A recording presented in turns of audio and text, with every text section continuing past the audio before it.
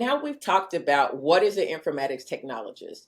What kind of education is required, Ameena? Absolutely no additional education.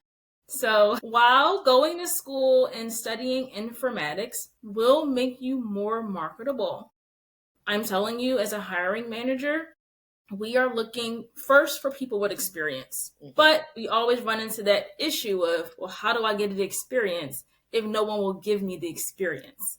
Right? So when people reach out to me about how to get into the field, I tell them a few things. But one of the primary things outside of, hey, you can look into that CIP certification that I was mentioning earlier, as well as getting involved with the Society of Imaging Informatics and Medicine, SIM.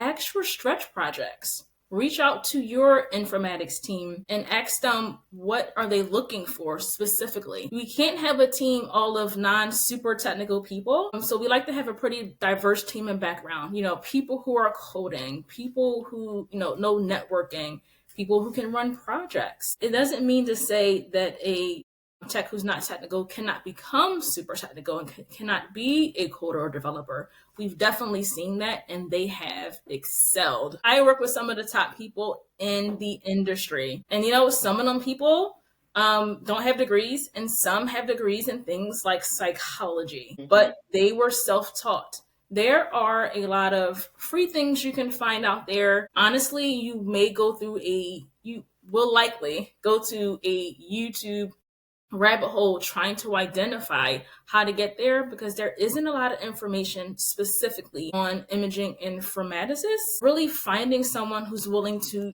mentor you through that process and identify things that you could work on. I would leave with review project management, review some of the basics of DICOM, and again, find out what your institution is looking for. Those are good, because my question was going to be next about skills needed. You just helped us to appreciate things that someone without a technical background but has the experience as a technologist, which is very valuable in informatics. It's like doing something with plumbing, but yet you have to code it for plumbers, but you don't have a plumber on the team to show you how to, that's the best analogy I could come up with. It just doesn't make sense. I love how you're helping us as technologists to see, because I think a lot of times we forget that we do have a vital role. We're the third largest medical profession in the world for a reason. You've been doing this for over 20 years. You have the experience. You've done x-ray, you've done interventional. Many technologists out there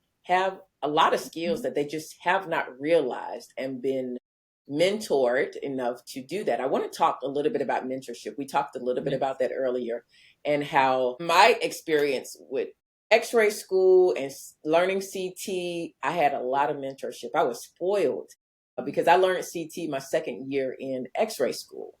It was actually the manager and her lead technologist who really encouraged me to start my own business when I got out of school, contract myself out. They really were encouraging and making sure I learned how to do IV placements, that I was like the best CT technologist, and they made sure I got paid what I deserved. Like we talked money. They were like, this is what you go in there and ask for. Don't take less. They mentored me. Even when I didn't do well in scans, they were like, this is how you do it. They taught me.